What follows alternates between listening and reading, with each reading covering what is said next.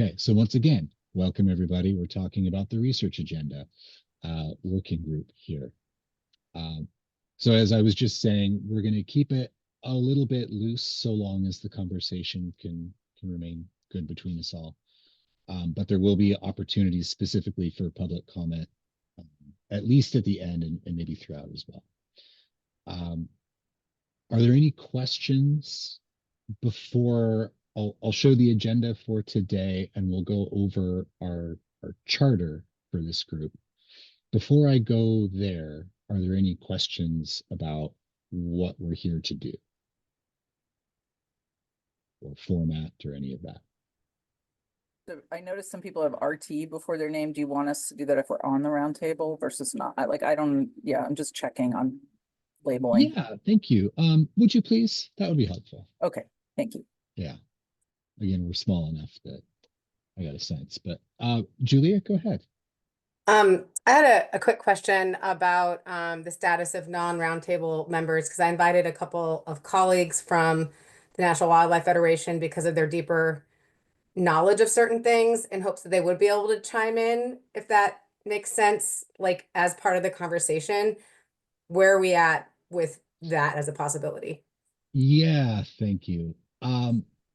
I mean, the reality is I don't have a firm rule about Okay. that here. I think it's a matter of wanting to make sure that we're getting the best information into the conversation. When Oregon consensus takes the reins again, we may adjust as needed, but I guess I would ask to prioritize, like if you want to be speaking from the perspective first, and then if we're doing these check-ins with folks along the way, just yeah. Sorry, I'm not more strict in my response. No, that's helpful. I appreciate it. Thank you.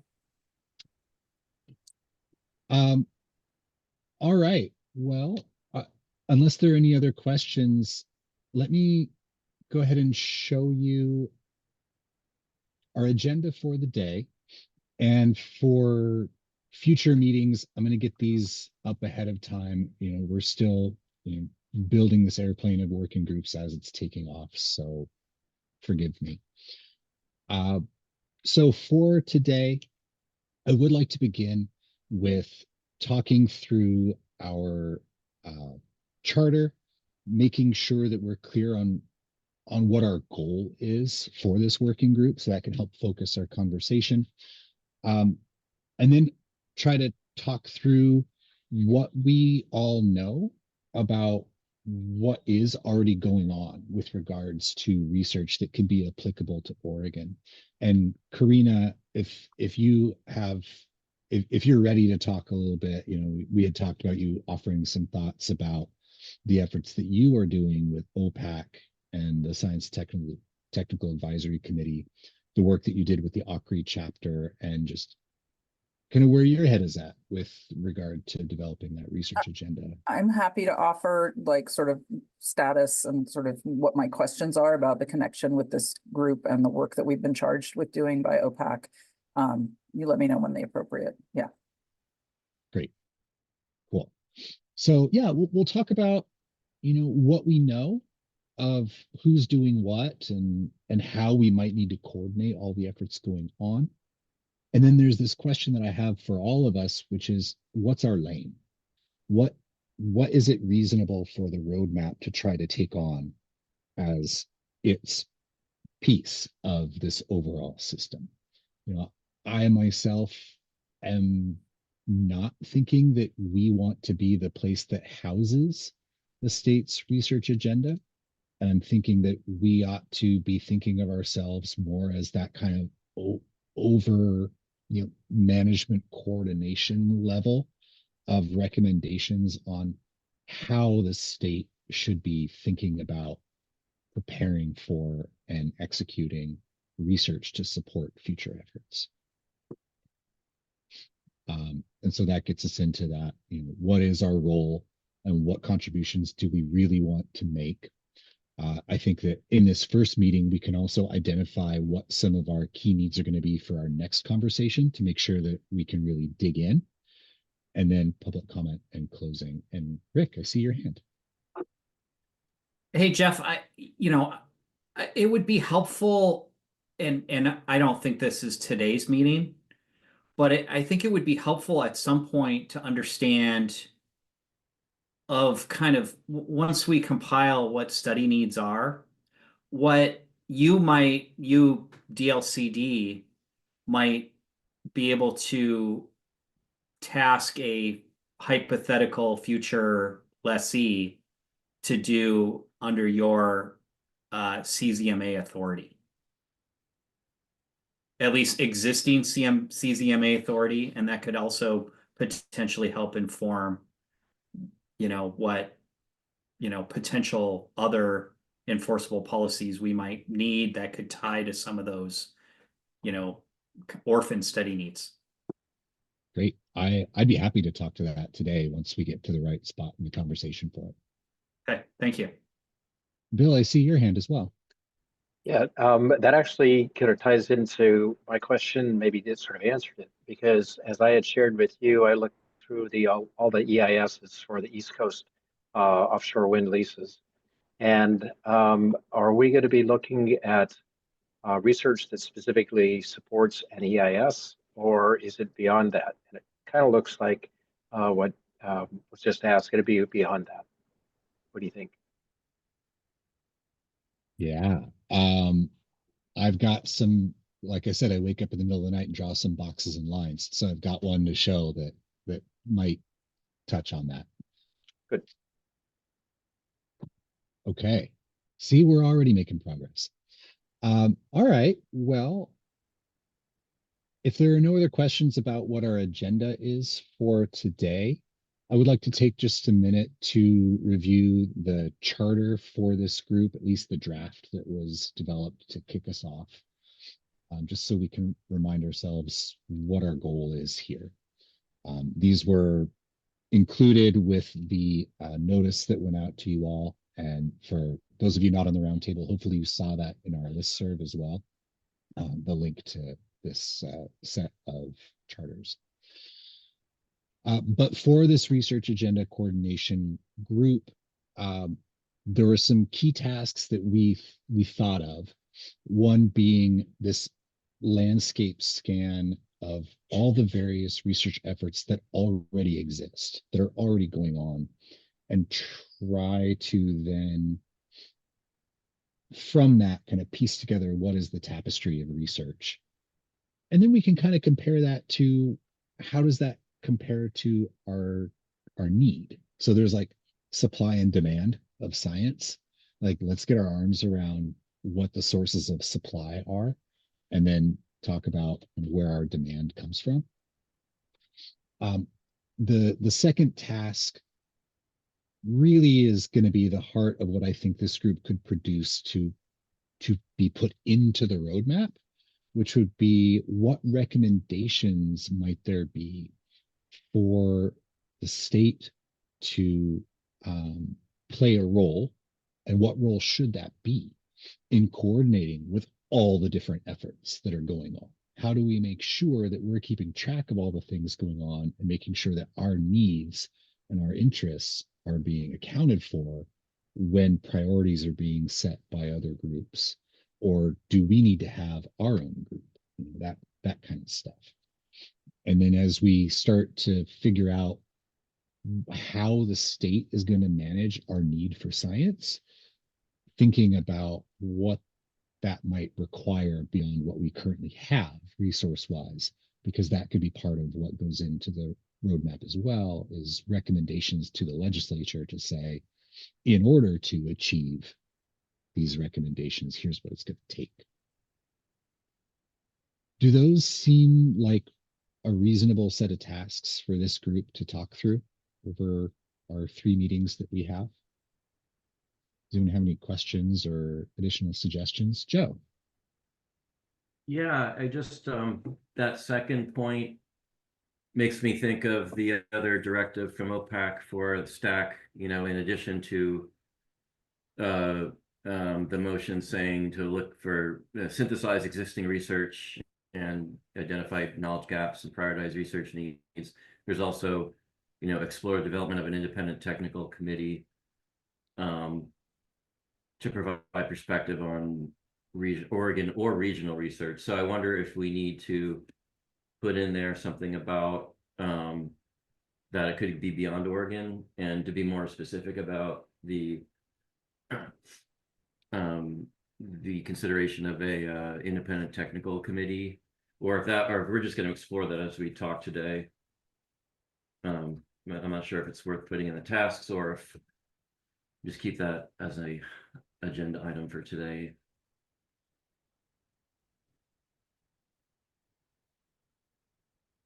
And when Karina presents on what Stack is doing, maybe we'll hear more about that. It looks like she's got her hand up, so. Okay, great. Thank you, Joe. Karina. Yeah, so Joe, thank you for teeing up that information for this group. So OPAC, for those of you, I think everybody knows, but it's the Oregon's Ocean Policy Advisory Council. We work on matters related to territorial sea plan, and our advisory to the governor and other agencies in their work potentially. So related to ocean coastal. So OPAC charged Stack with doing those two things that Joe just read. And I would say that the first one is the one we're working on most expeditiously at this point. There are conversations going on in California that may be, and Jeff, you may want to say something about that may be moving way faster than our deadline for OPAC, I'll just say. And there are sort of cross-state conversations happening around that science. And because part of the motivation for that tasking was to be responsive to what California was doing in part and not be caught behind the eight ball, so to speak. So Jeff, I might let you speak to that in a minute. I can finish on the other work that we're doing. Stack has been revitalizing the membership. So we actually have a second active call out for membership. So we are looking for a lot of folks would love to have, for example, representatives, technical experts who could speak to indigenous knowledge systems. I'm just putting that out there now. That's something we're really hoping to get somebody, could be as a member, could be as ad hoc, just for this task. Either would work.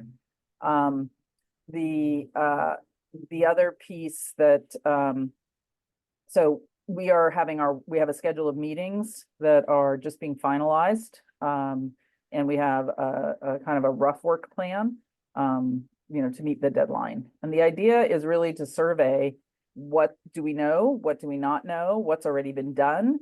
What would be helpful for Oregon to pursue? That's the nature of the scope of work we're going to be pursuing. I can share that in early conversations at our last meeting about the task, there was a lot of interest in not being too narrow-minded in terms of understanding what the other research is that's being done that's relevant. Just because it's not done in Oregon doesn't mean it's not relevant. So leaning on work that's already been done is something that the scientists at least are interested in not reinventing the wheel all over again for basic fundamentals. So, or questions that have been answered, sufficiently. I'm not saying that that's everything. I'm just saying, like, there are some fundamental things we don't need to redo. So that's kind of the perspective, but we have new members we haven't had our meeting yet. So I've been apprising them of our task, in one-on-one conversations just to get them ready for our first meeting. But we'll have to see how the conversation goes with new folks on board. You could ask a couple of follow-up questions. Yeah, please. I'm typing them in here. So when you say that Stack is taking on this effort of what do we know, what do we want to know, what can we use from elsewhere, like who are we talking about that has to tackle that? That's a lot. Well, these are folks who have been, this is what scientists do when they do a review, right? Like, it's not a foreign task. Let's just put it that way. So is it just Science and Technical Advisory Committee members, just Stack members who have taken this on, or are you consulting a larger group for this task? we're waiting to see if we get sufficient representation in the areas of expertise from the second call that we feel we need, and then we will decide if we want to try and bring in some ad hoc expertise. So I would say we don't know yet because the call is ending at the end of January.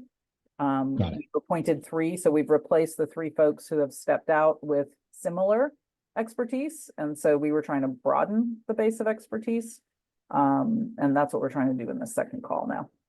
Okay. And the team wanted to wait and see who we were able to recruit before we started convening an ad hoc group. Okay. And the timeline of the effort, once you have everyone on board, do you have It's due in the summer, due in June, the summer? Okay. June, July-ish. Yeah. As I recall, it might be June. I think it was June, actually. Okay. And with the nature of what is due, is it due to OPAC? Due to OPAC.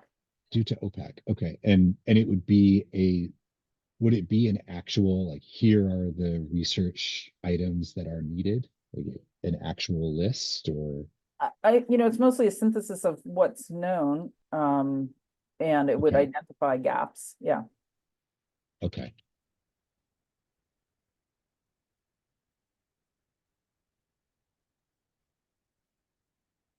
Okay.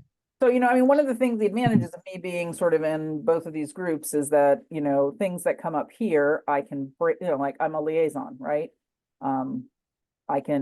So to say that it would only be the science advisory or science and technical team, no. To the extent that I have awareness of other things and they have their own networks where they're working, some of them may be participating already in other offshore wind related tasks and projects. So, scientists are pretty networked, right? So they're going to do their own outreach, especially in areas where they may not be as knowledgeable. So I would say you should expect to see input from a variety of sources. Thank you, Joe. Julia, I see your hand.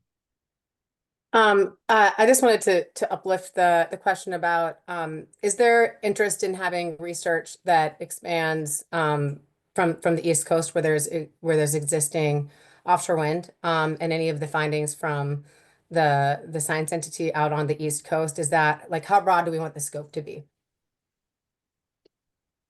I think that's a For question. this, for us, or for Stack? Sorry, I just wanted to clarify who you're asking. I think for us, but I feel like they feed into each other a little bit, but yeah, for us.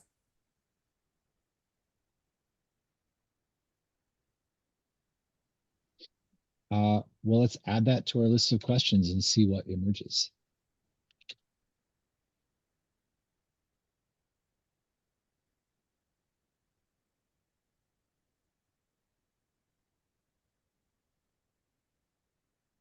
Carlin, did I see your hand up a minute ago? Did you want to bring anything forward related to where we've been so far? No, it was clarified. Okay. Thanks.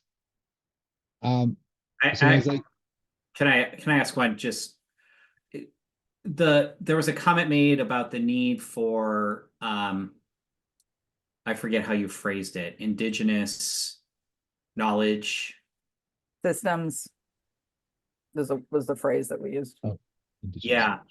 I guess are you engaging with any tribes on that? Or if not, I mean, I'm sure CT Clusi would be happy to set up a meeting to chat with you and whoever's appropriate. That'd be great. About that.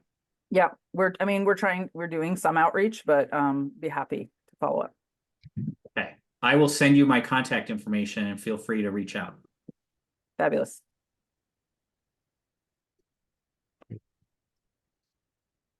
Shayna, I see your hand.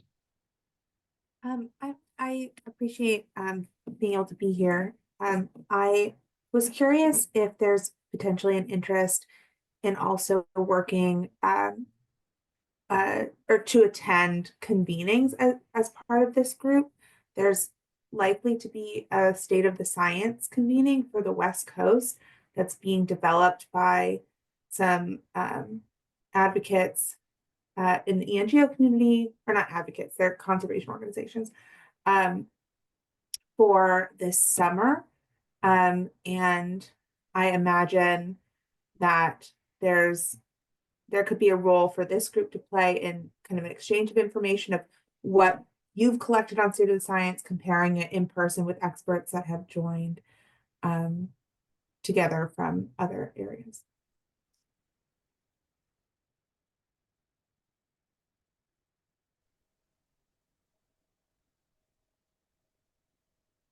Okay. And we might even broaden that to be a question of, in addition to developing the state's research agenda, what kind of interaction with other efforts at engagement and outreach, as well as the state role of engagement and outreach related to the science. Okay.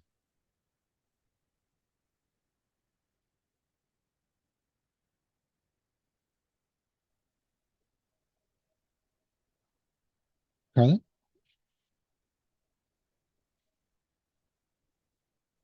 Oh, you're muted.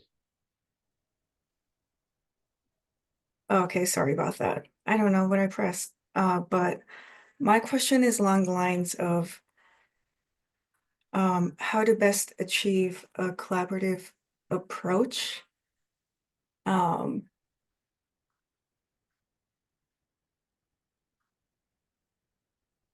To ensure that the holistic research is how would I even frame it? How to best achieve a collaborative approach to ensure that the holistic research goals the tribes are calling for can be achieved, and what that looks like.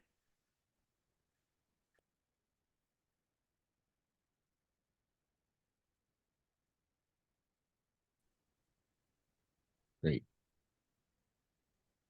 Bill?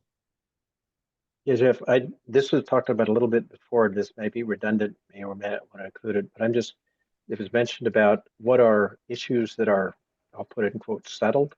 And I think of the EMF, and some people would say it's settled. Other people it virtually always comes up as an issue. And so there are other examples like that you could say that there's been enough research. That's not where we should be spending a lot of time. So it's how do we maintain some focus on, again, in quotes, settled issues. Yeah, well, and that's an interesting piece. I would call, like, what is the governance of science, or who has to be convinced?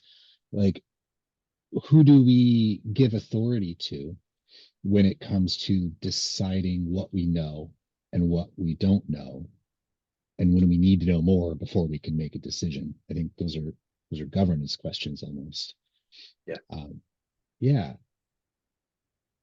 If I could take a minute just to show you some thoughts that I've had in pictures, to just how I'm thinking about it. And if you all are seeing things I'm missing or want to amend, please just jump in. But I'm seeing this kind of flow, and it's imperfect. But before you get to a decision, there are kind of different players, different efforts that work toward a decision. And over on the far left, I listed out some things that I would consider the state of the science supply and demand. Jeff, So are you gonna post this? am I going to post it? Are you gonna share it, or Is it not showing? maybe it's just me? Does anybody else see it? Oh. Yeah. Yeah, See it, it's Jeff. visible. Yeah. Oh, right. Woo. Okay. Sorry, go ahead. Are you seeing it now? It's on my screen. It's on mine also, Jeff. Oh, weird. Okay, I don't know. All right. I mean, it's not that exciting. It's just boxes and lines. Okay. So you can use your imagination, and I'll send you a screenshot or something. And I see Chief Barrett. Thanks for confirming too. So it's basically 4 stacks of boxes. And on the far left, you've got the state of the science, supply and demand. And those are things like the science plan that we heard from NOAA NIMS just a couple of weeks ago, where they're saying, here's what we know, here's what we want to know. There's also this thing called the SEER, which is the synthesis of environmental research around offshore wind. I don't know exactly how it goes. And it's on the TEFIS website that Pacific Northwest National Labs maintains. And that was Andrea Copping and Haley Farr, who we heard from a couple of weeks ago. They have this report that they update every year that is offshore wind specific. And I meant to send you this link, but I think I sent you the wrong one. I think I sent you the wave energy one.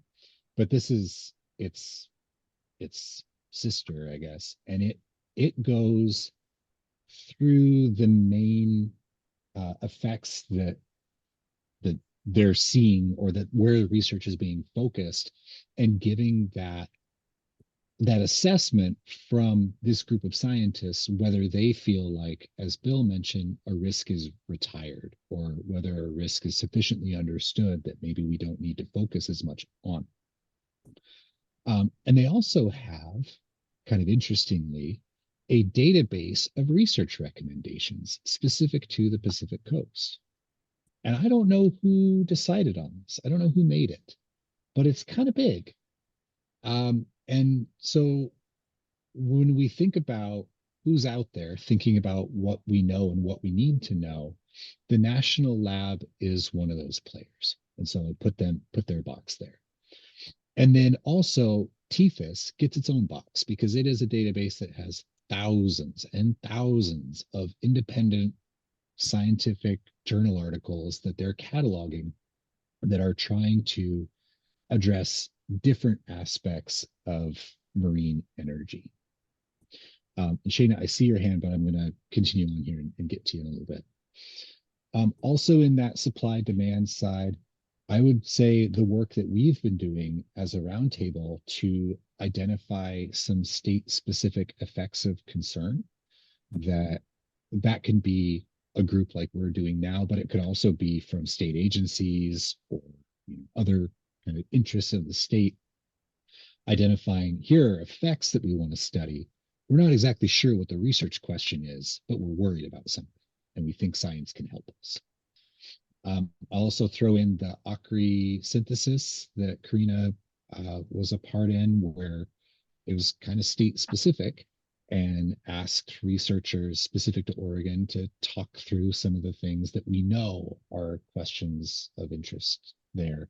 But that might also blend into what we just heard Karina talk about, which is the synthesis to be conducted by the Science Technical Advisory Committee of OPAC to come up with an Oregon specific wish list. So there's kind of that, there are a lot of different places we could get a research agenda, and how do we narrow it down? And then the next set of boxes. Oh, go ahead. Well, I'm only pausing because I think this might, if it fits in at all, it might be over here. What do we know about the work that the National Academy of Science is doing? And where would that fit in? That's a great question. I had not thought about the NAS study. I'll put that down, because that's an area where they're talking about what they know and what they don't know and what they want to know. So. And I'm gonna raise one more thing, and I'm gonna kind of bite my lip when I say this. The executive order issued this week calls for the Department of Interior to conduct studies. So I'm just going to throw that out there for whatever it's worth. All right, we'll add that to the list. Thank you. Okay, I see a couple of hands. Joe, I'm going to check in with you first, and then Shayna, if you'd like to talk to this supply and demand piece before we move on to the next set of boxes. Joe, go ahead. I was just going to say that, traditional ecological knowledge, making sure we include that in there as a information source in this process. Good. And yeah, That's it. Yeah, and I suppose as we talk about state-specific effects of concern, that there are also effects of concern that have been communicated by tribes related to natural resources and cultural resources that could be sources of demand for science. I'll make sure I'm adding that as well.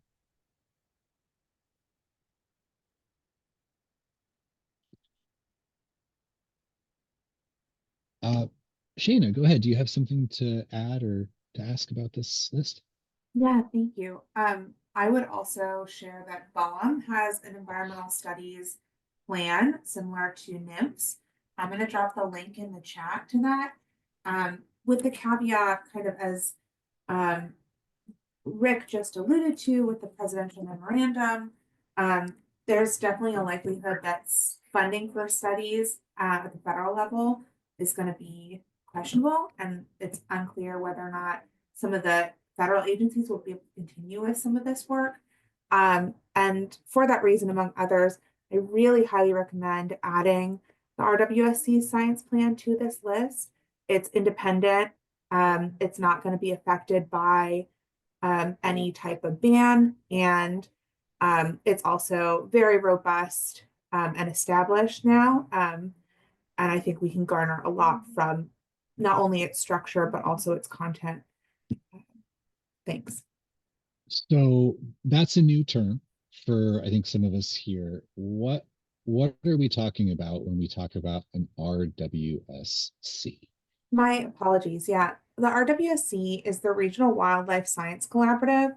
It was established in 2021 by the Atlantic Coast states, federal agencies, ENGOs like NWF, as well as all of the developers with leases on the Atlantic Coast. The RWSC works together to create a collaborative effort to understand and direct and prioritize, to I think Bill's point earlier, the science that needs to be conducted and what the state of the science is for offshore wind and wildlife.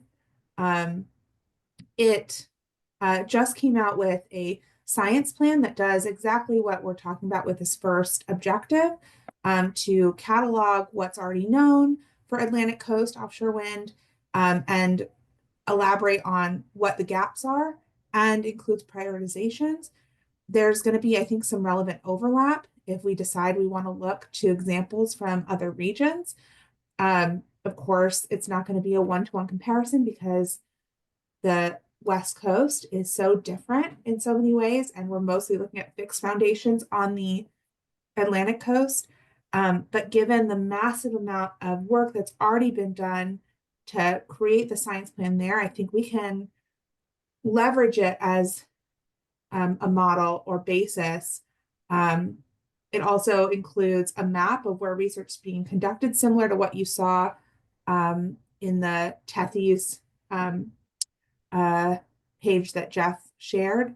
So anyway, I'm biased. I sit on the RWSC steering committee, and so I think it does really good work, but I also objectively think that it would be helpful for this group. Great, thank you. So I'm going to keep going through my picture here, at least how I'm thinking about how the science flows, if you will. So all these boxes on the left are kind of outside of time.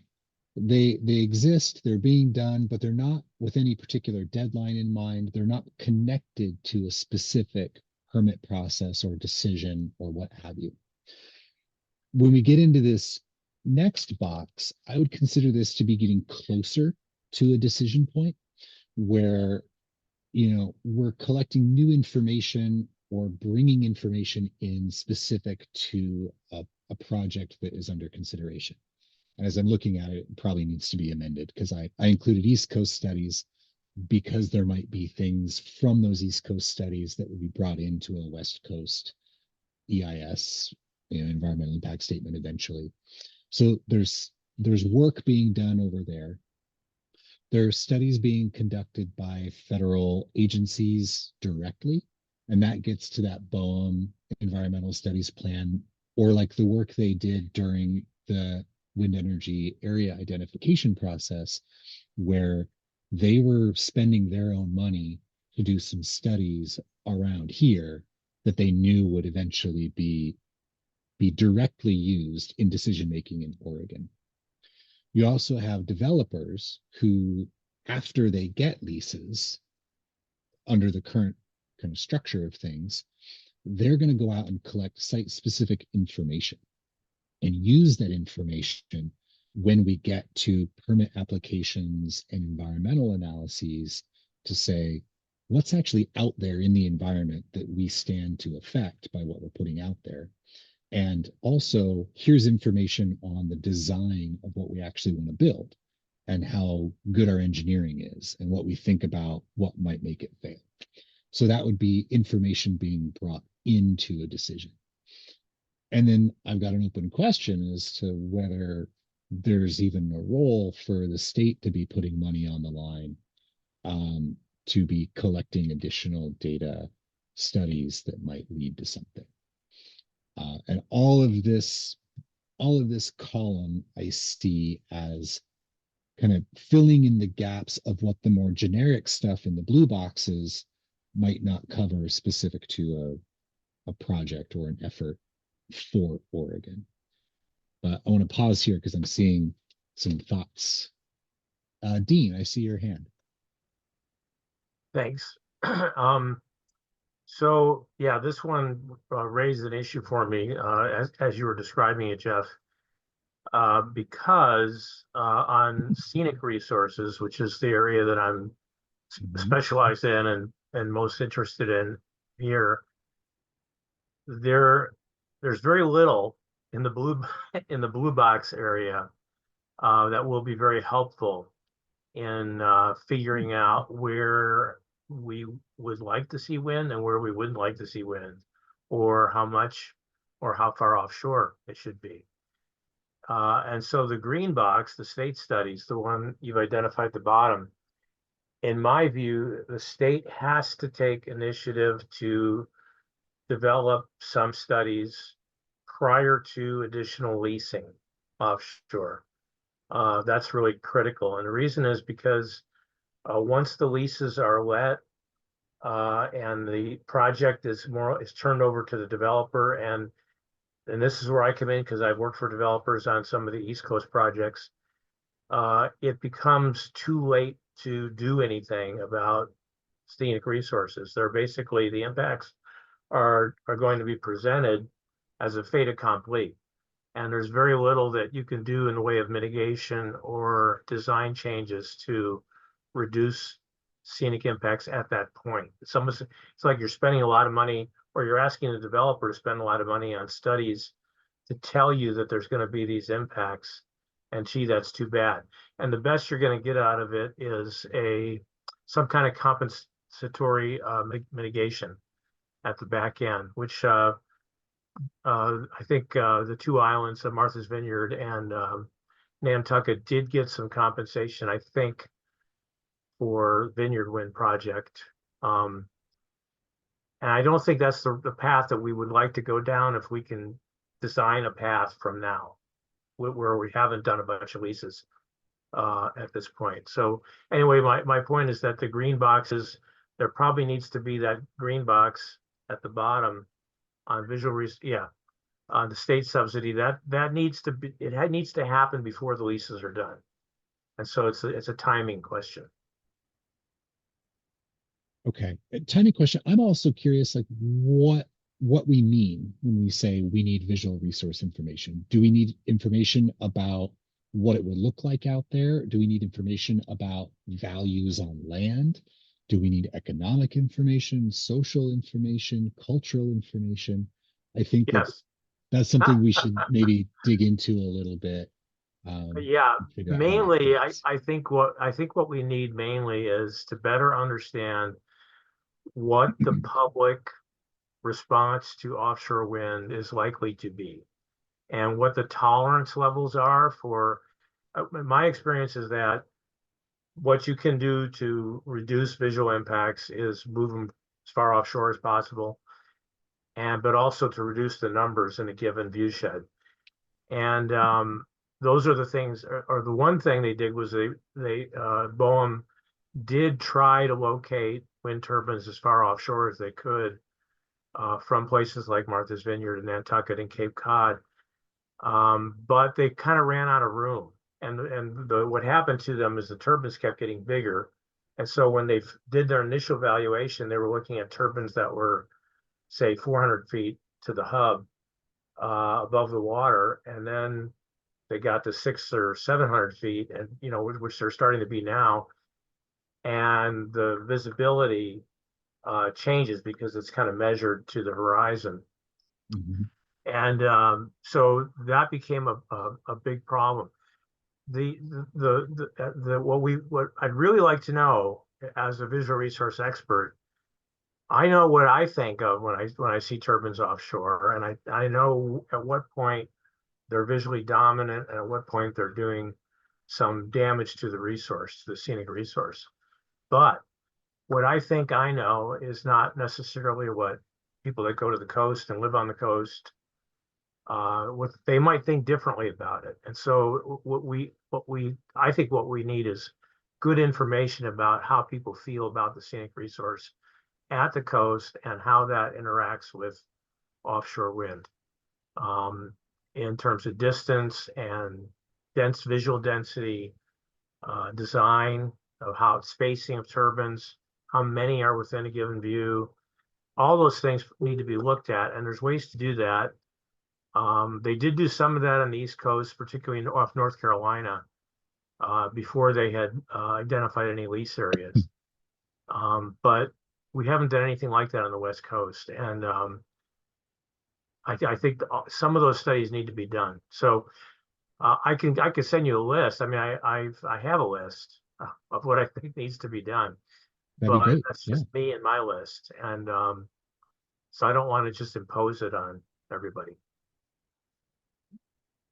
This is a place to Impose it. open our cupboards and dump our ingredients on the table. Yeah. So probably Jeff, probably the best way to do it is, I started working on this to write kind of a memo for this group, or for the larger group possibly, about what I think needs to be done research-wise before the leases are done. After the leases are done, it's a different story. I think at that point we've got the methods that are in place are good enough to use. They're just not good enough to reduce the impacts. That's what I've discovered. So if we're going to reduce the impacts, we have to do it prior to the leasing. And there's a series of things we want to know to be on firm ground as we make decisions about things like distance and tolerance to how many wind turbines are in view and those kinds of things.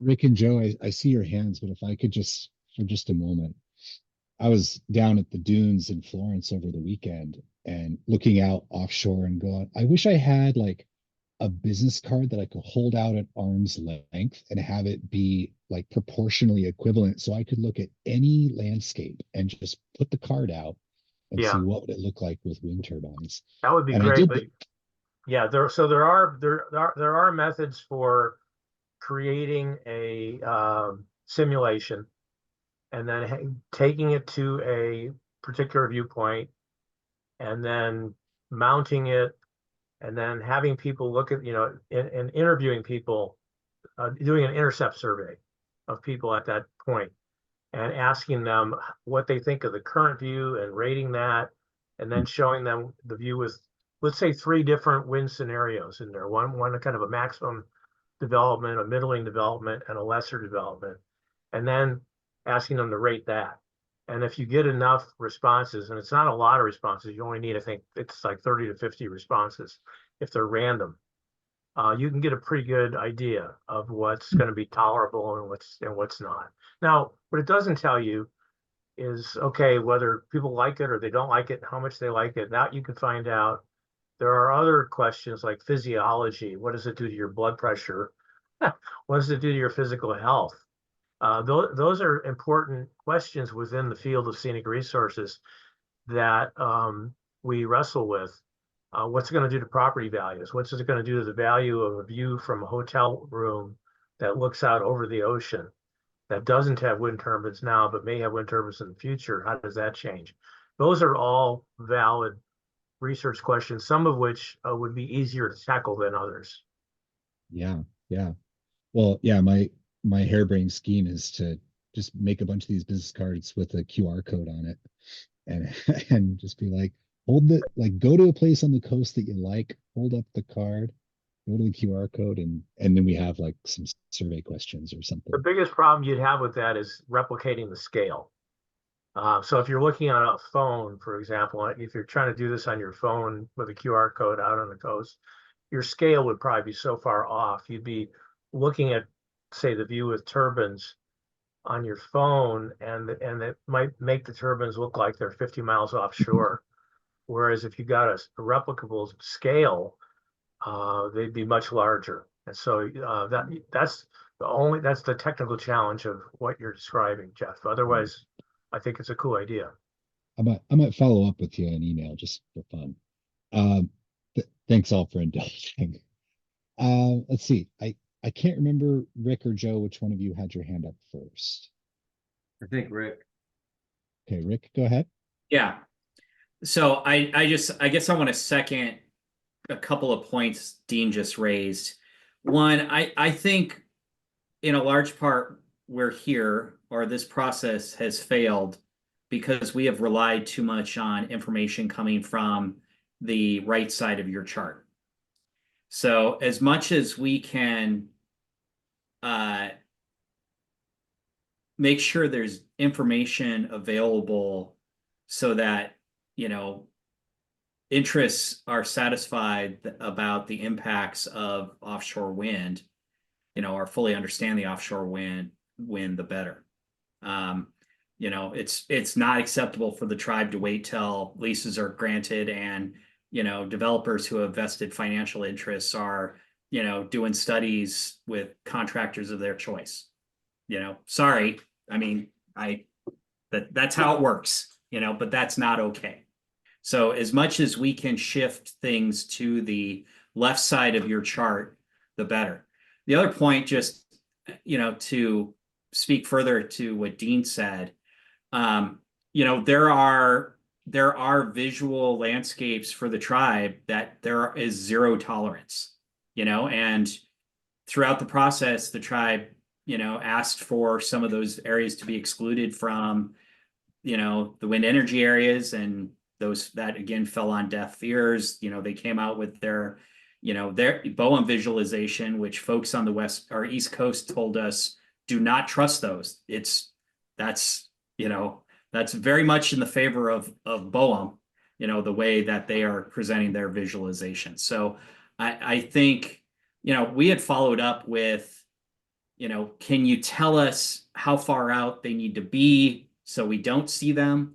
Can we kind of identify mitigation measures, where, maybe there's limits on height within, certain areas, so they're not visual. And again, BOEM said, see right-hand side of your chart. So, I guess I would just reiterate and second, a couple of those points that Dean raised, and I really appreciate you raising those points. I also have to apologize. I'm going to need to drop off in about 5 minutes. Okay. But the point you're making, Rick, I think is going, and Dean are probably going to be pertinent to the marine spatial planning discussion that we're going to be having on Friday. And then I would still love to bring this visual resource question back to the main stage as one of those dilemmas that we got to figure out what our approach is as a state. Joe. Yeah, I was just gonna say that Dean's comment was reminding me that this work group or subcommittee, this flow chart we're creating will need to be connected somehow, probably to the marine spatial planning one, so that there's some ability to have some crossover ability. So just want to flag that. Yeah, I agreed. Thank you. Kevin? Oh, yeah. So yeah, my question really has to do with it'll go to the goal of the research agenda, but it puts it within the context of the time frame. Um, are we is it our interest in finding out what is the available research that will help us to understand as much as we can understand about the impacts of offshore wind on all the stakeholders? Or or are we endeavoring to find out what we don't know and to come up with wish lists about research that's unfunded, that could fill gaps, that could answer questions, which would not give the state the information they need to decide whether we should move forward on this. In other words, we've had presentations from the one we had from NOAA talking about their research agenda was a wish list. So is this a wish list? Or are we trying to find out what is the latest information that is known about the impacts of offshore wind? Because this is not a new concept. It is actual research that's available. Yeah, Kevin, I would argue that we're not trying to do either one in the roadmap, but that's, I think, open for discussion. We're not trying to come up with the list of things we know or the list of things that we need to know. As you heard Karina talk about, we already have an entity in the state who's going to try to tackle that, but our timing doesn't match up. And there are many different groups out there. There's another slide I want to show. There are many different groups out there that are pondering something similar. What I would suggest is the role of the roadmap is to direct traffic and to set priorities, set a direction for how do we as a state keep tabs on all that is going on so that when it's time for the state to make decisions, we have the best information available at that time. We have a clear sense of what is still unknown and how important it is. And that we have, I think we could ask this question of what is the governance of science, and who needs to be convinced and when, that could be something that we see where we can get with the conversation. I appreciate that, Jeff. It's just that timeliness does matter. And the state is going to have to make decisions within a timely manner. Absolutely. Which doesn't accommodate the wish list stuff. Can we need to be sober about the conflicting interests we're talking about here, right? Because all stakeholders and their interests need to be considered within the overall context as to why we're considering this at all. And we're considering this at all because we have a crisis situation which threatens the ecology that all these interests want to protect in the first place. And we're looking for this is a mitigation method, to an overall crisis, so I would just like to I would rather spend more time focusing in on what we do know, a research agenda of what we do know, because I don't think we have the time to initiate new research, nor has anyone authorized any type of funding, right? Nor are we in the political environment where that's that necessarily likely to be forthcoming outside of the state level, right? So therefore, if it's our intent to use the roadmap to provide, to add some value to the state's ability to make decisions when they need to make decisions, right? We need to hone in the wish list stuff and focus in on what's the best information we have so that we can respond to the tribes, we can respond to the fishermen, we can respond to recreational folks. Everyone's interest needs to be responded to, right? But in a timely manner. Otherwise, what's going to happen is those interests are simply going to get run over. Right? Why? Because we ran the clock out, and on 12 different research agendas that had nothing to do with that. They're not going to be done and not going to be answered. They're not, Okay, so that's just me. Yeah, thank you. I'm curious if others have thoughts about what Kevin just put forward to. I see Julia has your hand raised. And Kevin, I guess I think that part of what we talked about in our January meeting a couple of weeks ago was that what do you do when there's a delta between, like, what do you do with the residual uncertainty, the stuff you don't know when it's time to make a decision? And that's where that question of when is adaptive management an appropriate tool to use? What are its limitations? And how does the state retain enough of a hook that we can hold people accountable? But Julia, go ahead. It's just interesting. My hand was up independent of his comment, but I have a response to the comment, and my question was kind of dovetails with what he said as well.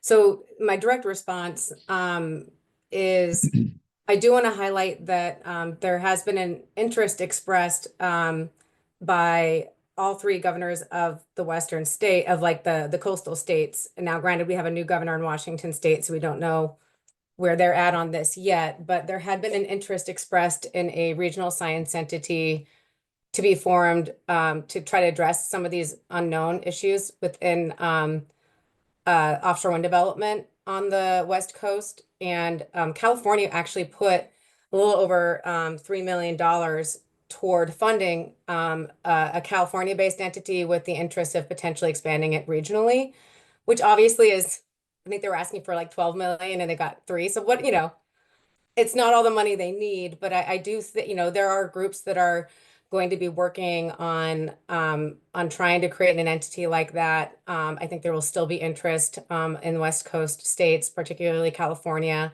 in finding ways to move forward. So I wouldn't presume that there for sure won't be funding or ways for us to answer some of these questions and get some additional research in a somewhat timely manner, especially given the pause we're going to be experiencing from this administration.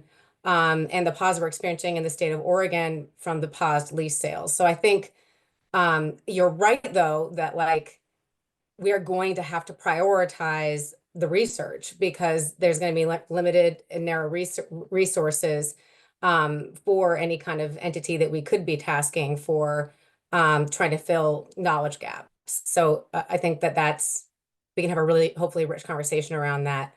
And to my question, Jeff, for just capturing future questions, I think it kind of gets down to something similar to scenario planning. This has to do with timing, where, right now we have the lease sales on hold. In 4 years, theoretically, a new administration could go back and just run with the existing sites that have been proposed. Or WIAs, but do we need a plan in the event that we can't go back to the original drawing board and get to identify new sites? Like, I feel like that's a little bit of a Pandora's box, but I do think that like it might be helpful for us to at least be thoughtful about the fact that we're in a very dynamic era and we might need to be doing some kind of that, scenario planning about checking those assumptions about exactly what's going to be on the table 4 years from now and how we can move forward or not.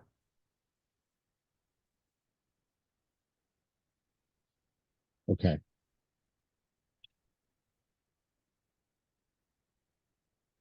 Going off of Kevin and Julia, I also appreciate the exploring scenarios option. For example, if the priorities aren't ideal, it would be nice for, just us to explore an ideal options like, how would the tribes be able to fit into a process with modeling data layers?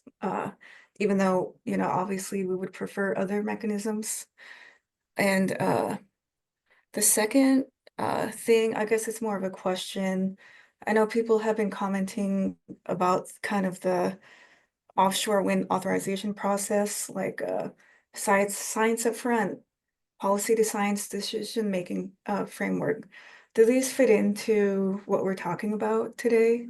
And if so, how?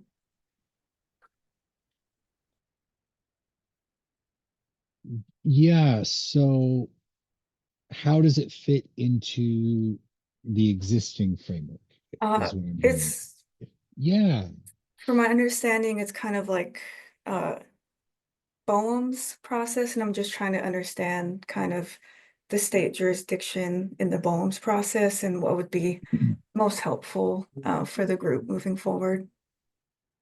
yeah, that is a great segue. If you'll allow me to talk about that for just a moment, let me pull up the Boehm rainbow chart. And this was from our information session. And this is going to get to Rick's question, but he unfortunately had to leave. So we'll have to follow up with him. Rick had asked a similar question of what can the state actually compel when it comes to science? And as hopefully this figure is somewhat familiar to you, that this is Boehm's process for how they do leasing and how that then flows into a decision whether or not to allow a project to exist in a leased area. And the state gets two opportunities to weigh in on that. We had the one opportunity last year with the leasing, where before issuing a lease, Boehm, that constitutes a federal action, the decision to lease the Outer Continental Shelf. So they have to check in with the state and do a federal consistency review. That is a federal law, the Coastal Zone Management Act, that elevates our state policies. And that's our first bite of the apple. And then the second bite of the apple comes at the time after. So going back to this diagram that I had, it's at this stage with the dark green boxes when there's an EIS and when there's a permit application of like someone actually wants to go and build something. And they provide all the information that's available about how the environment would be affected by that decision. And then the state can compare those effects against the policies we have on the books. And if it's not consistent with our policies, we can object, and that kills the project. However, the state also has the ability to object if there's insufficient information to establish what those effects are. And I'll give you two examples. I believe it was in New Jersey, but it might have been Rhode Island, when they were looking at offshore wind. Normally the state gets 6 months to do their federal consistency review. But if they don't have the information they need when 6 months comes by, the dilemma becomes, do we extend the review through a stay agreement of another 6 months? Or do you want us to just object right now?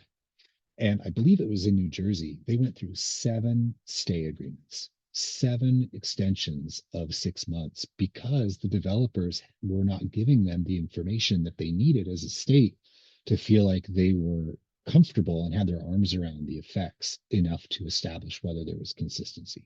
So at that at that second arrow, that second bite of the apple, we have the ability to require the information we need to make a decision.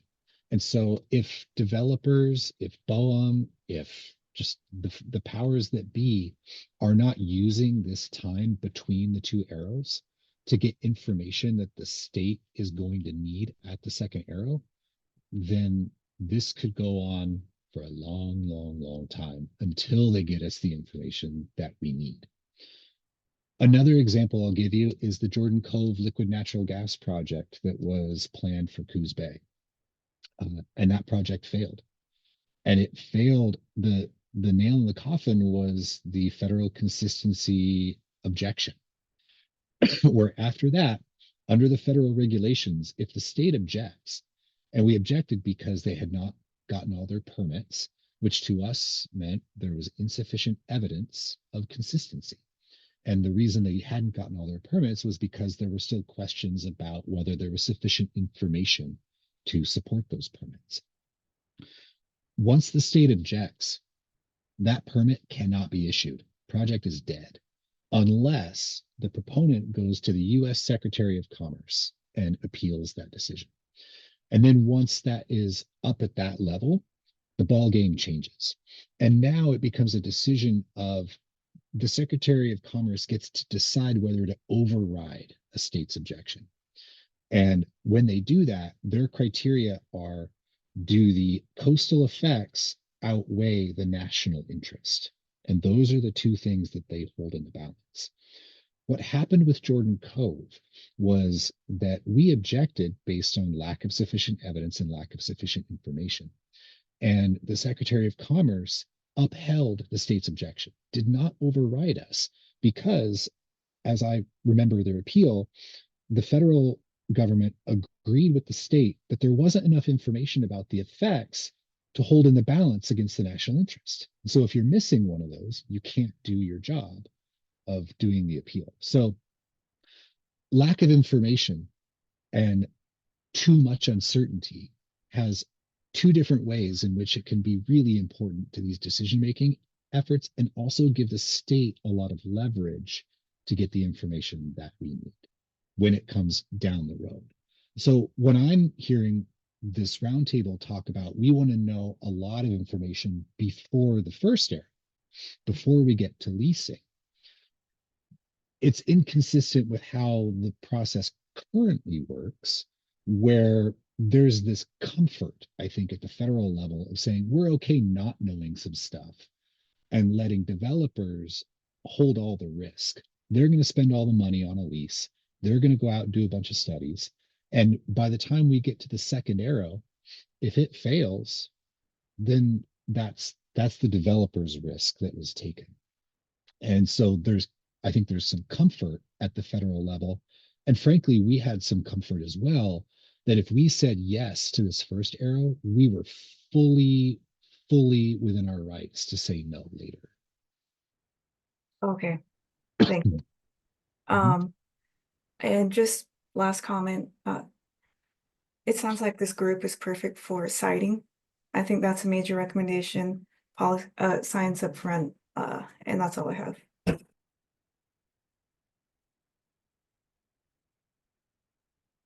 Dean.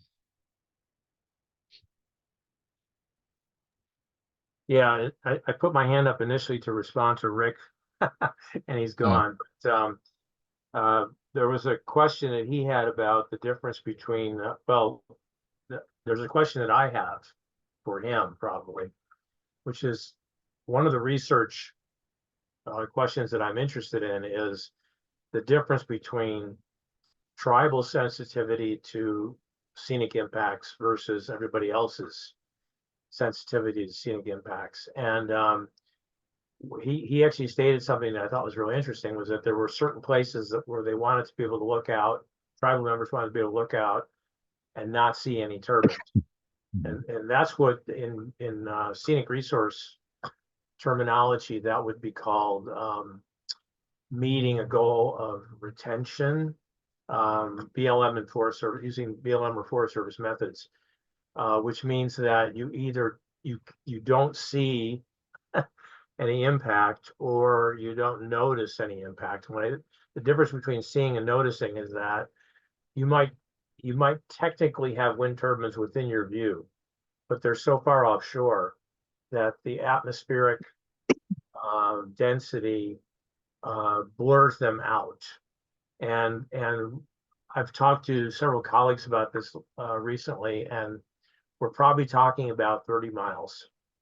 Turbines that are past 30 miles, as long as they're not lit at night.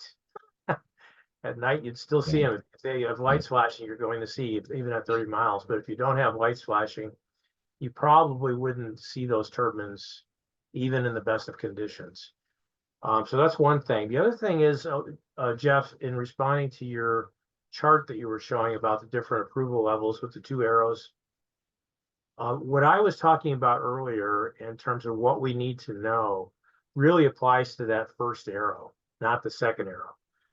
Because at the first arrow, and tell me if I'm wrong on this, but I envision if we do such a thing called marine spatial planning, that would happen at the first arrow, because marine spatial planning would tell you out in that ocean, where do you not want to see have any turbines, either because of habitat considerations or fisheries considerations or scenic considerations or other considerations or a combination of them. There are certain parts of the ocean that we probably don't want to have any turbines. Then there's other parts of the ocean that we probably want to limit the number of turbines. So yes, some turbines are probably okay, but maybe there's a limit to how many within a given area. And then the third level would be, yeah, a lot of turbines along the lines of the kind of what BOEM shows for their lease areas. That's probably perfectly acceptable. Even though we know there's going to be impacts, we can accept those impacts. As Kevin pointed out earlier, because of the climate crisis, we're willing to accept some level of impact.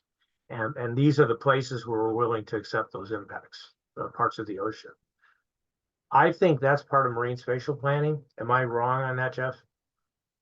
I think you are right on, and I hope you come Friday to talk to us Okay. and say Yeah, exactly those things. Great. And Chief Barrett, I see your hand. Yeah, I could probably answer one of those questions because Rick's not here, but a lot of these sites on the coast are our sacred sites. We do ceremonies there all the time, and a lot of different tribal members will go all over and do ceremonies. Some of ours, we have a graveyard right on the cliff, which normally we didn't have graveyards. Where they died is where we buried them. So there's all these different things going on that can affect all that, but most of them are sacred sites. That's basically what us as tribes think of all these sites as we go up and do prayers and hold all kinds of ceremonies there. And we don't want to look out at the ocean and do these. Our sweat lodges face west too. So that's another thing. Instead of east like the other tribes, ours face west on the west coast. So, every tribe's different, but we're similar, but we do ceremony in these sacred sites. So I just call them, they're all our sacred sites. Thank you.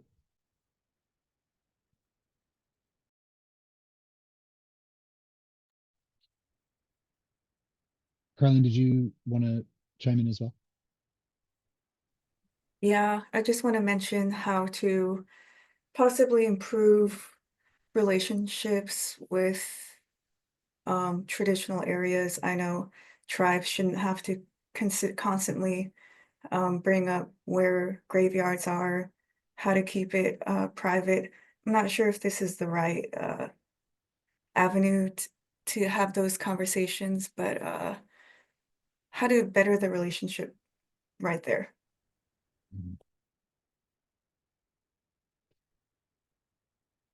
Yeah, I think there was an early question that we talked about of what is the right way and how do we incorporate some of those.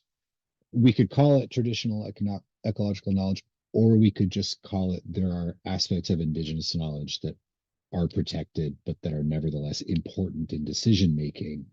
And what is the right way to bring those into these processes? I think that is an important question. And yeah, similarly to you, I don't know where the appropriate place is to have that conversation. We are trying to set up a tribal table with the tribal governments of the federally recognized tribes of Oregon. And I think that's a key important question of how do we do this right? So we are at 4:20 right now. I'm liking that we're just unearthing stuff and I'm plucking ideas out. I hope that you're finding it useful too. I'd like to, now that I've kind of shown you a starting point of kind of the different types of science flow and information flow and how that eventually gets to a decision, I'd like to spend just a couple of minutes too talking about all the different people that have to be convinced along the way and the different centers of gravity for who's trying to make sense of what we know and what we don't know. I'll also talk about what California is doing, because I know that was mentioned a couple of times, and how we may want to try to integrate as a region. So shifting gears a little bit. So again, this is not pretty. This is just how I do things. But so when it's time to make a decision, you know, the decision being made is, and I'm thinking of the permit decision more so than the lease decision in just in this frame, if you'll follow me. So we've got to make a decision. Do we accept a project as being consistent with our policies as a state or not? And similarly, federal agencies, be that BOEM, be that NOAA NIMS, U.S. Fish and Wildlife Service, EPA can be involved, the U.S. Army Corps, they're trying to make decisions too, because they've got permits in front of them. A construction operations plan for BOEM, an Army Corps permit for discharge to waters of the U.S., and they're trying to decide, is this action consistent with the Environment or the Endangered Species Act? Is it consistent with Marine Mammal Protection Act, fisheries, all the different environmental laws, and does it meet their needs? And so we've got staff at the state agency level that have to become overnight experts in all these things that we're concerned about and all the things that were in that multicolored chart. And similarly, federal agencies. And then we have tribes as sovereign governments who have their own offices, who are trying to like also decide whether they are convinced that the effects of this action are consistent with their needs and values and rules for themselves. There are a number of advisory committees out there that may not be direct decision makers, but have an important role in, like, I don't know, lending emphasis to whether they're convinced or advising the state or advising federal agencies. And so I would consider them to be like, need to be convinced. And then there's the public, which can also include environmental and environmental organizations and other interested groups that have a key interest. And you can take this and grow it even more to get to like all the different groups that are potentially out there that are trying to then synthesize and make sense of all the different things in the light blue and the light green and the dark green, and come up with their own independent opinions about whether we are convinced of the science. So among this, and this is probably incomplete, among this stew of acronyms and different organizations and entities who all have an interest, somehow we've got to find a way to either find a center of gravity that everyone will flock to, or find a way that all these different efforts can work together so that there can be some consistency in what we believe to be known and unknown. Is that making sense to folks? Would anyone change how you think about it or how I'm talking about it?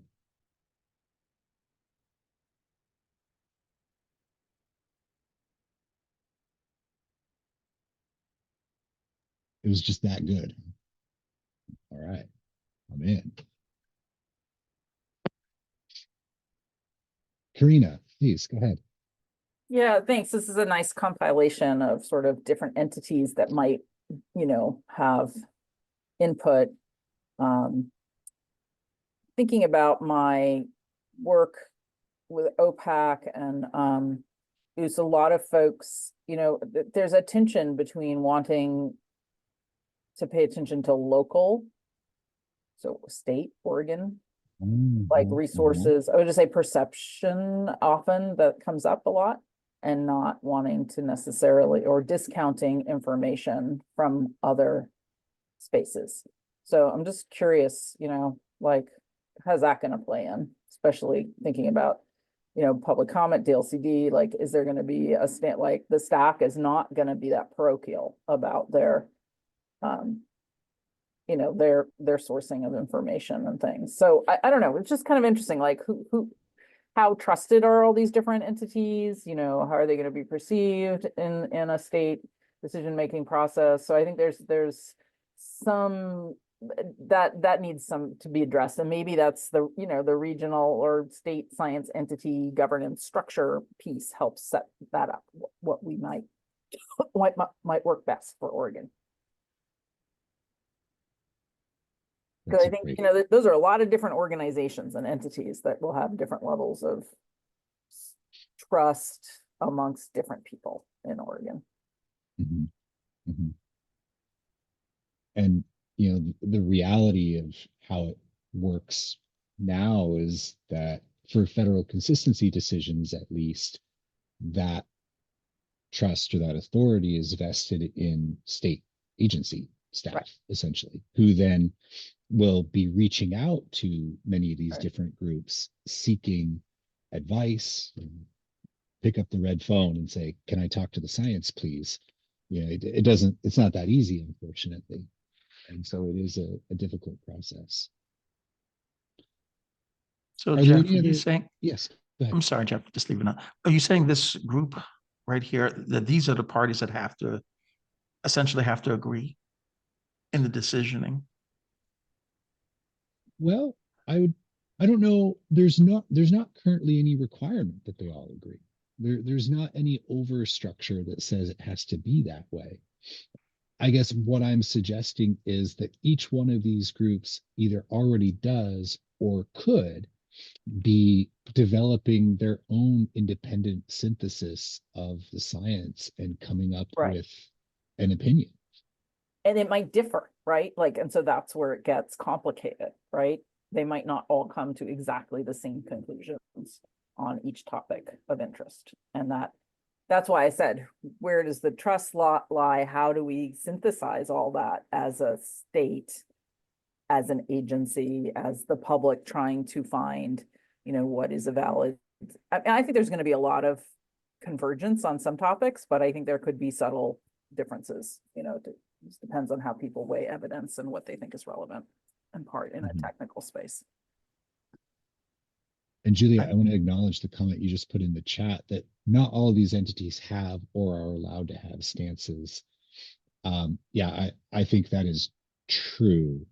And as I was developing this, I mean, it started with a sketch of just like, if I could create a network diagram of all the different research interested entities out there, this is what I came up with, but different ones would have different roles. So like PNNL, for example, would not have an advisory direct role or decision-making role, but are nevertheless putting out things like the synthesis of environmental research. Similarly, the POW-C, which is a new effort developed by universities, is trying to develop their own research agenda and trying to come to some agreement on what we believe and what we don't. We have the Pacific Coast Collaborative, which is an interstate body that's trying to figure out whether and how they play in this question of offshore wind science. Pacific Fishery Management Council, is that right? Like they're an advisory body that comes and provides a lot of technical scientific advice into BOEM processes and makes formal technical comments. OPAC, we've heard from. Tribal Natural Resource Offices. Both Oregon and California have ocean science trusts, which are places that can collect and then distribute funding for scientific research, but that is directed by some sort of need. And I'm sure I'm missing some. So hands, I love it. Okay, hands. Joe, go ahead. Yeah, I was just gonna kind of respond to Julia, but I think you kind of did. It's just that these entities can vet projects if they're in a technical group. You know, I think that's where we're heading. And so it's not so much they have a stance, it's more that we want more than just BOEM and federal agencies making, you know, decisions on everything. We want to have a wider net of entities that can vet these projects. And yeah, so I think you clarified that. Thank you. Karina? Yeah, the vetting is a good frame. You know, I was gonna talk about this sort of like stance versus belief versus, interpretation, right? Versus measurement and evidence, right?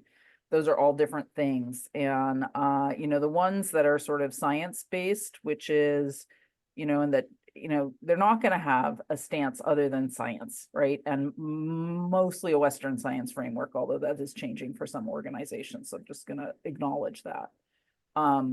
And there is sort of in that space, there are sort of like, here's the evidence and here's what we think it means, right? That's what scientists do, right? They come to conclusions. What do we think it means?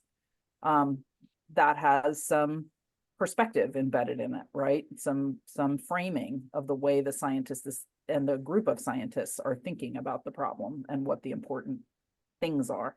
So, we're humans. That's always going to be part of the process.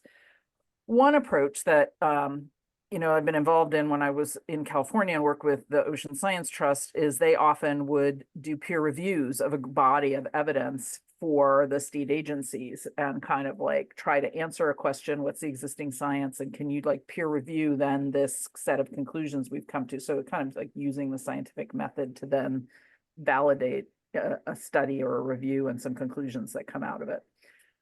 So there are a lot of different approaches that can be taken. And that's not necessarily like a consensus approach. That's more just like, what did we miss? Where did we get wrong? Is there other evidence we didn't take into account? So anyway, those are just a few ways that might provide a path forward. Great. Kevin, I think you're next. So in the spirit of the interest to synthesize the science and have the broadest base consensus, I don't see, shouldn't we place, it doesn't even seem to be a part of the conversation, so maybe I'm missing something, that's exactly what the summary for policymakers for the IPCC is. Wind energy is a mitigation for climate change. And so they have done global research, and all 195 member nations unanimously agree to the determinations in the summary for policymakers. So can we defer at all where the topics are the same that we're talking about here to the fact that on issues of science, right, we're talking about the leading scientists, scientific organizations from countries that don't agree on anything else, agreeing on that this is the consensus of what the science says. But that's not on the screen at all. That's what I've been trying to interject, that there is real research that has been done for 40 years on these issues, that we could be tapping into. Does anyone disagree with that rationale, that is what the summary for policymakers report in the sixth assessment from the IPCC is the unanimous consensus, the synthesis of what the globe thinks about these things?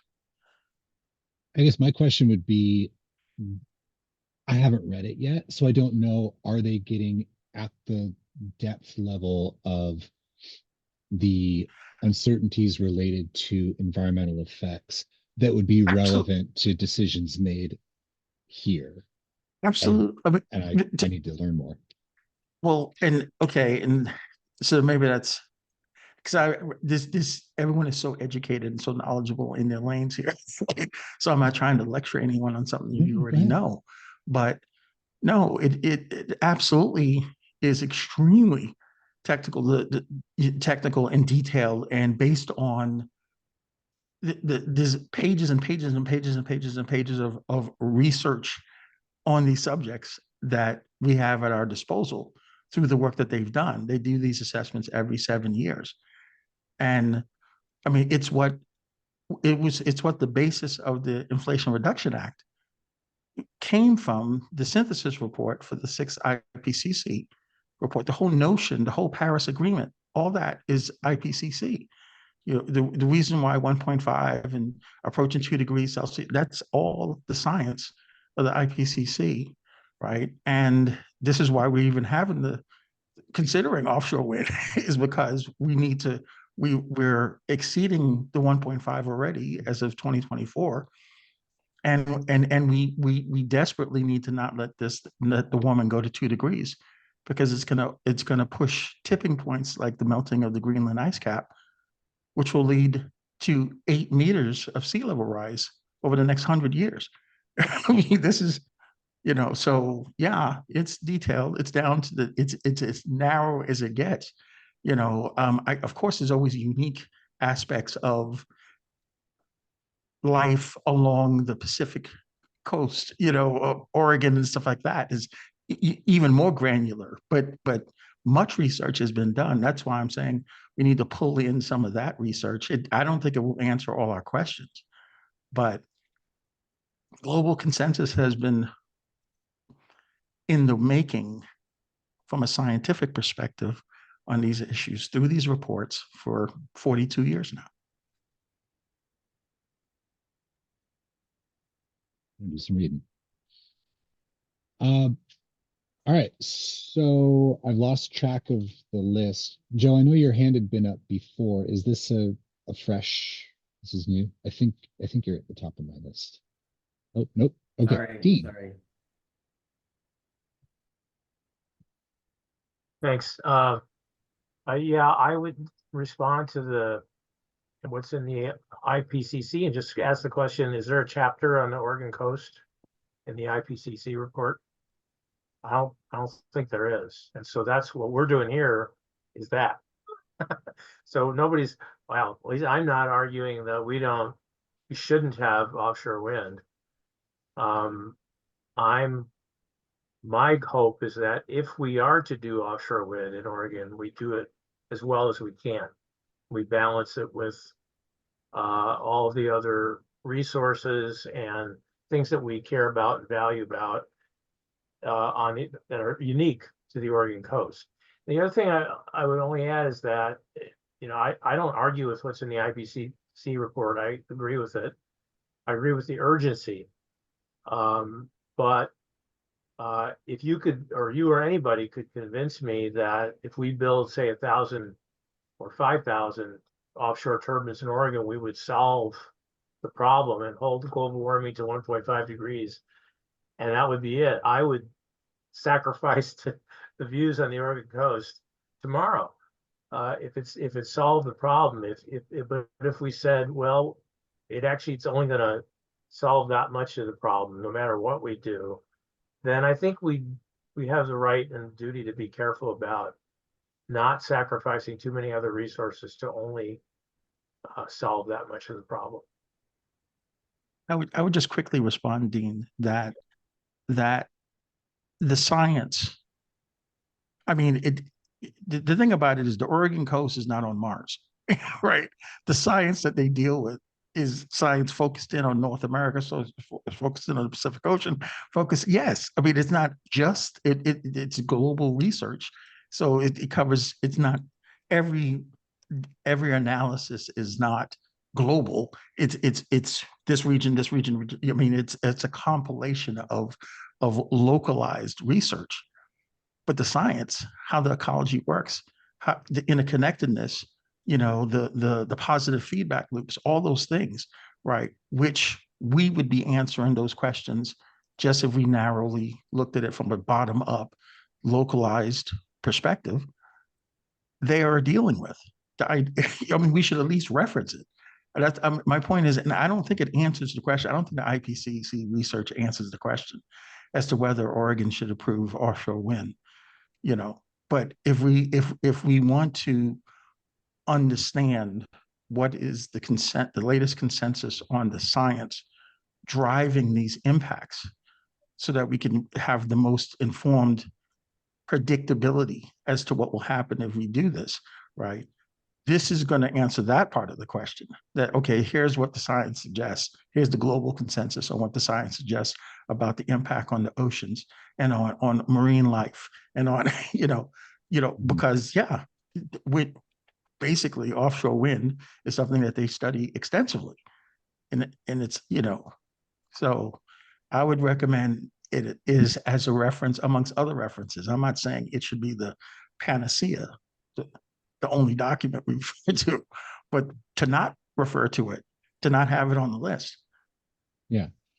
It, It's on the list. Yeah. And I think that I've recorded it as a question for this group to touch on as we're developing recommendations to bring back to the larger roundtable of like, how do we integrate that international research around the IPCC specifically, and that kind of cost benefit trade-off of offshore wind and climate mitigation. We've got about 5 minutes before I've scheduled to check in for public comment. We've got about 20 minutes left in the day. So I'd like to hear from those who have hands up still, show you one more slide of what's going on in California, and then let's kind of talk about how to carry this into a next conversation. So I know if there's stuff I can be doing between now and then. So we'll be ready. I believe, Karina, your hand is next. If you want to go ahead. I believe Chief Barrett was up before me, to be honest. Please. I'm Okay. going to let Chief Barrett go because I've spoken a lot already, and then I'll go after if there's time. Thanks. Thank you. Go ahead. I did have it up, but I accidentally hit it down again. So back up and back down. Anyway, I agree with Kevin. We should look at that, but there's not enough research on the West Coast to show anything that I am aware of, and we've asked for it several times. What's going to happen to the California current? The California tribes, the Washington tribes, and the Oregon tribes all really worried about this, and nobody seems to care about it or wonder what's going to happen to it, because we are really worried about our ecosystem.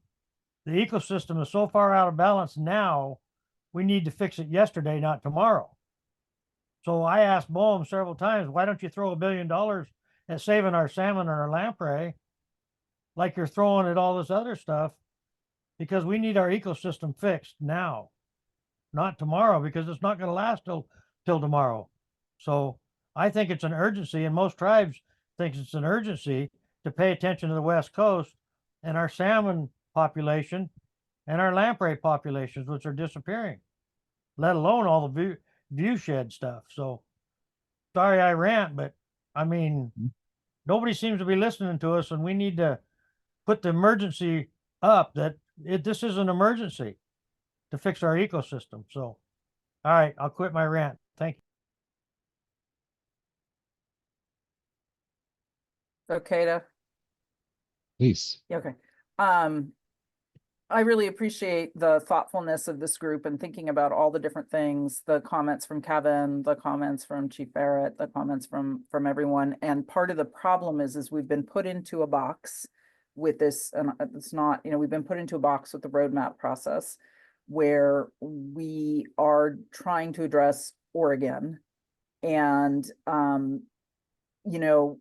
Oregon's contribution alone with, say, the 2 to 3 gigawatts that might have been possible in the short term, it's true. That will not solve the climate crisis. It's our collective action to work towards a solution of the climate crisis, and offshore wind alone is also not going to be enough to solve it. So, but our job, as I understand it, is that, the Oregon energy strategy and the commitments they've made for decarbonization is to find the pathway to contribute to decarbonization.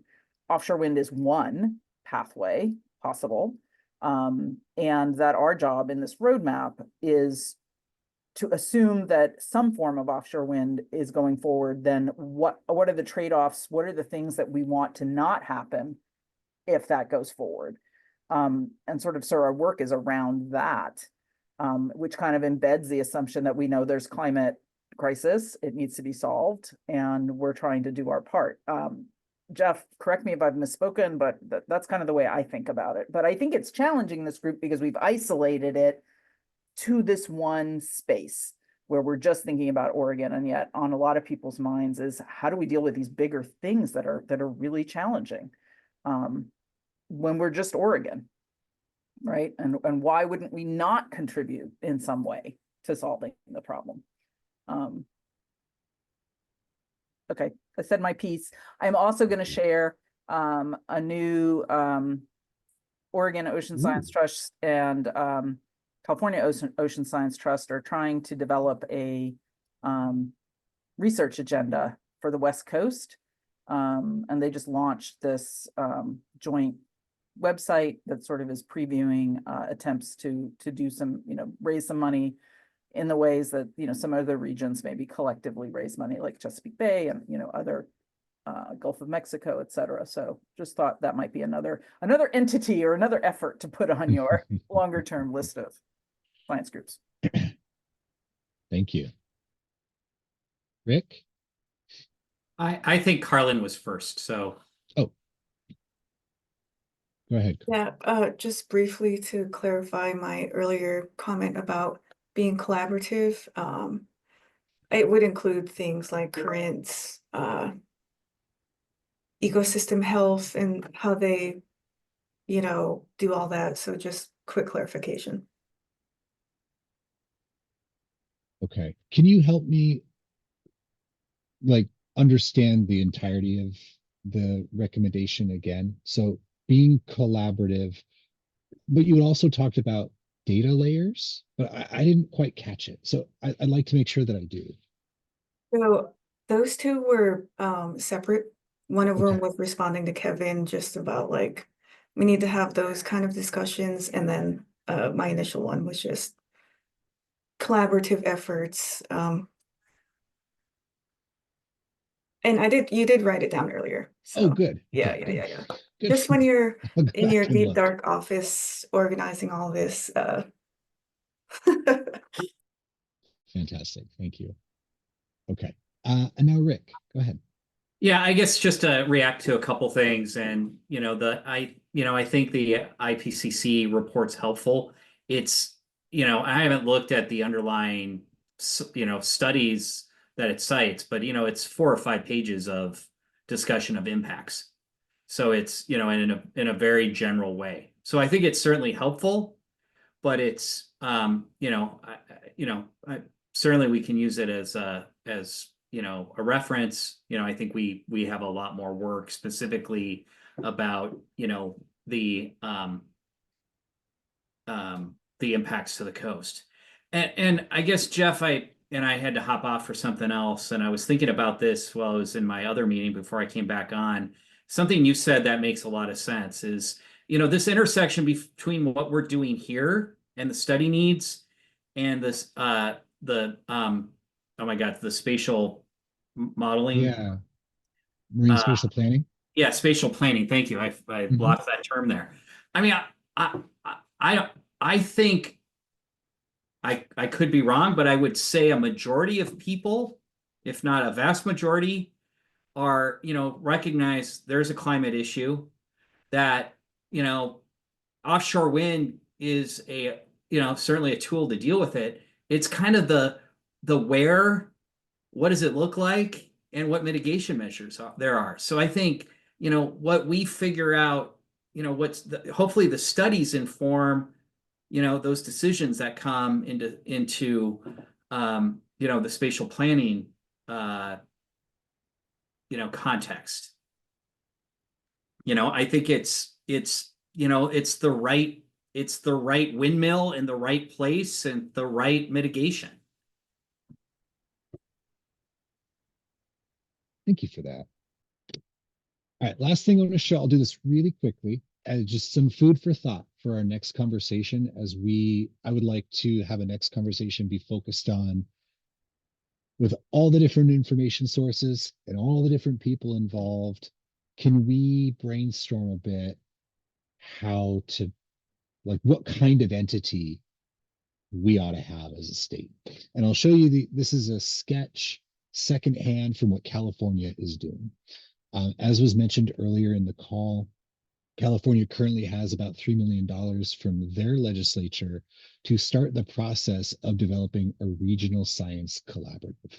And you heard Shayna earlier talking about a regional wildlife science collaborative that is active on the East Coast.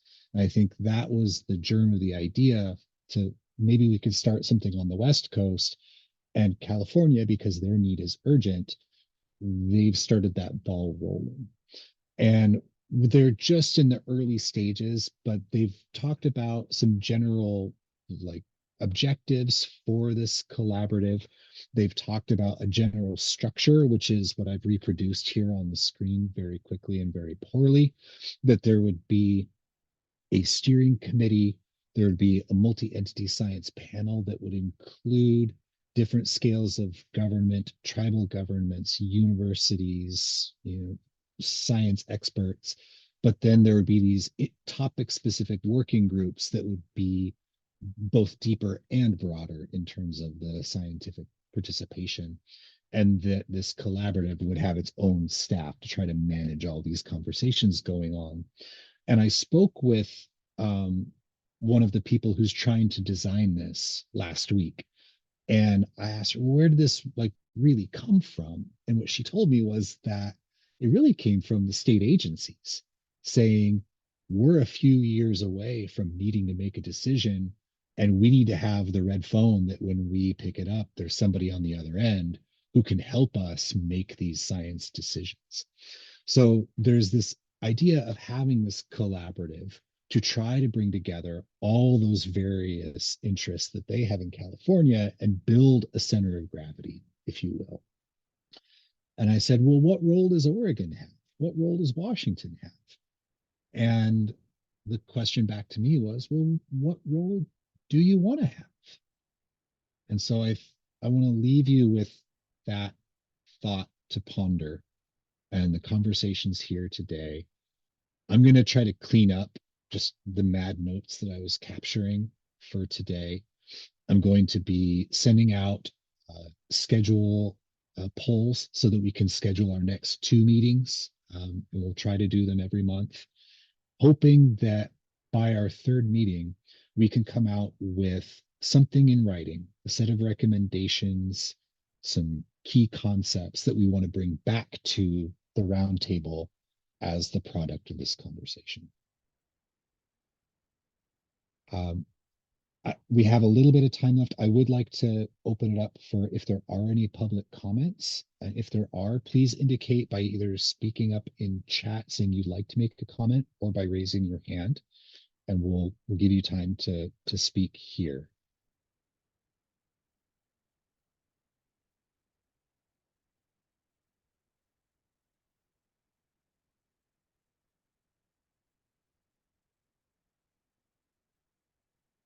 Going once, going twice. We'd love to hear if there's anyone who'd like to chime in.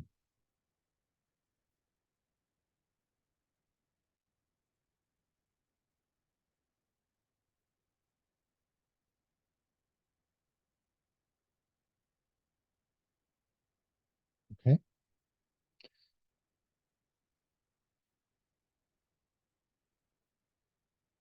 Kevin, yeah, reach out to me. Send me an email. I'll get on the calendar. Sorry, direct message. Yeah, let's talk about IPCC a little bit. I'd love to get smarter. It's okay. We can talk about these things. And yeah, like anybody, this is an open process. If you all have questions for me, we have the question box, emails, calls. You have my phone number. We can talk. But with that, does anyone have any closing thoughts or requests for our next meeting so that we can be prepared?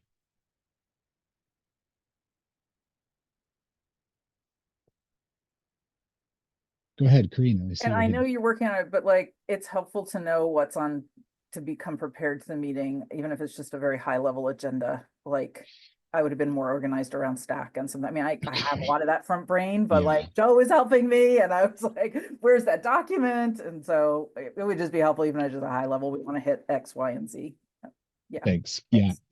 We do have draft agendas for the other 2 working groups that if I can get it together, I'll put them on our website and get them out tomorrow to at least help. But yes, trying to be organized. Rick, is that a new hand? Yeah. Go ahead. I thought the NOAA science presentation, what was presented at the last big roadmap meeting was helpful. And I brought up the what is, what's happening with the National Academy of Science. Are there other groups like that it would be helpful to hear from?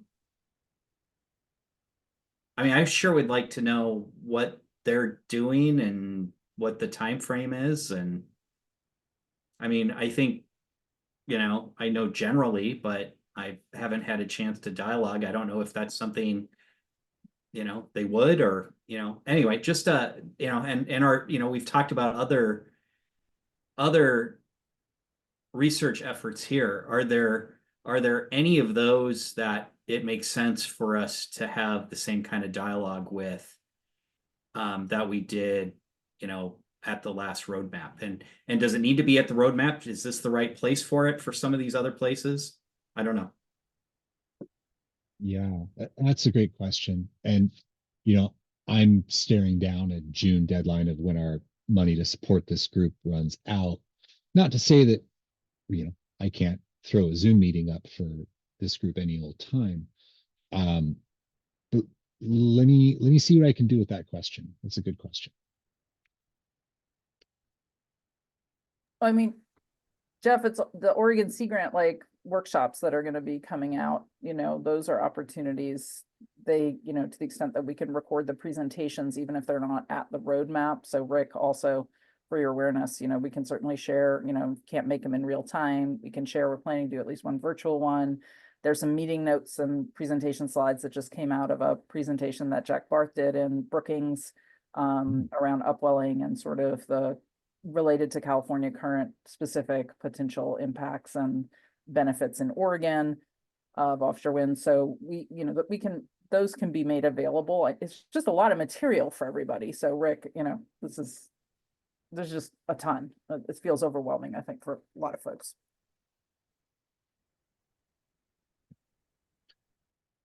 Dean and then Bill, and I probably be at time.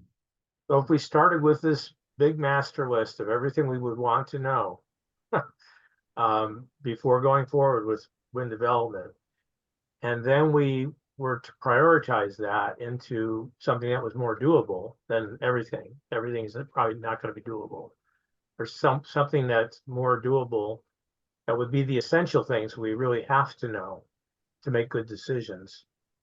And then that would be presented to the entire roadmap committee, and the committee would whittle that and tweak it, and then that's what, at the end of our process, that's what we go to the state for as our recommendation. That's the way I've seen it on this particular topic of research.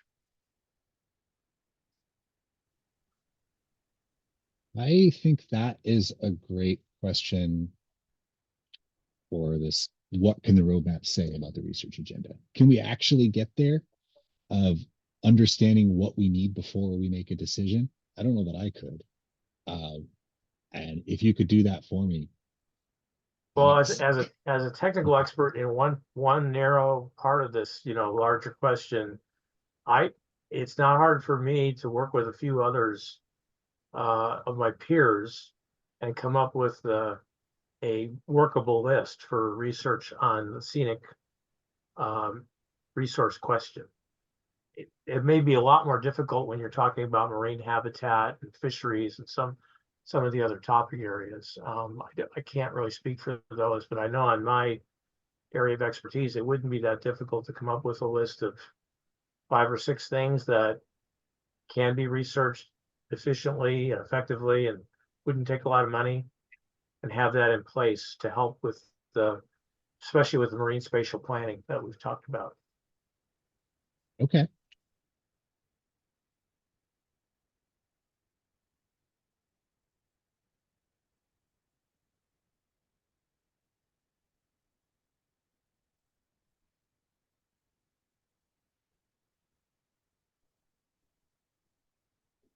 Great. Bill. Yeah, Jeff, I just wanted to echo what Karina was saying, is having sat with Jack Barth's discussion about oceanography. He did a fantastic job. I've heard it many, many times that we just don't know about what could happen. Jack did a phenomenal job. And if he sets the standards for the rest of the Sea Grant presentations, they will be very, very effective. Just wanted to add that in. I'm excited to watch those or read the notes or whatever comes from it. He was my oceanography professor. I learned a lot from him. Okay, well, we're at time. Thanks again. I hope that this conversation was useful. I think it's useful. I think we're building towards something, and we'll refine this next time around, and hopefully get to some recommendations that are concrete for this roadmap. If you have any thoughts or agenda items, information needs between now and the next one, please reach out to me. And in the meantime, keep an eye out for a schedule poll, probably coming next week, could be my guess. So with that, thank you all. Have a great evening.